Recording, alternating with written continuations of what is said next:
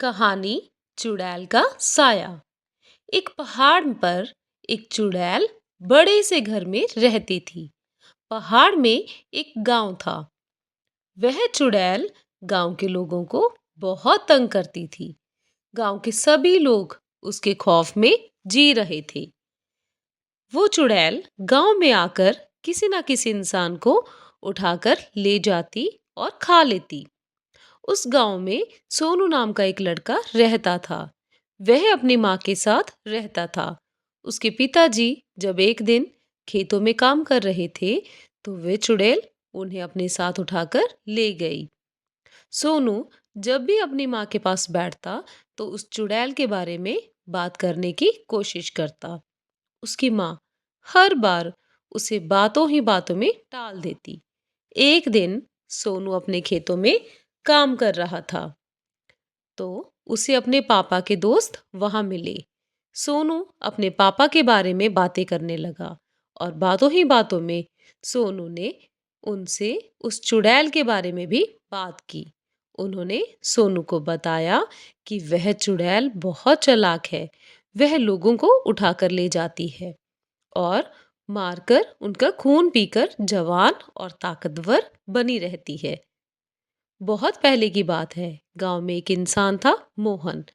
उसने उस चुड़ैल को मारने की कोशिश की थी, लेकिन चुड़ैल को पता लग गया और वह मोहन किसी न किसी तरह अपनी जान बचाकर किसी दूसरे गांव में रहने लगा। सोनू उस आदमी का पता पूछकर उसके गांव चला जाता है। मोहन, जो कि अब बहुत बूढ़ा हो चुका था, उसने बताया एक बार वो चुड़ैल के घर दाखिल हो गया था। चुड़ैल उस वक्त सो रही थी। उसने चुड़ैल का गला दबाने की कोशिश की, पर इतने में ही चुड़ैल को जाग आ गई। वह वहां से जैसे तैसे अपनी जान बचाकर भागा। मोहन ने बताया कि वह चुड़ैल बहुत ही शातिर है। असल में उसने अपनी जान एक तोते में छिपा रखी है। अगर उस चुड़ैल को मारना है, तो उस तोते को मारना पड़ेगा।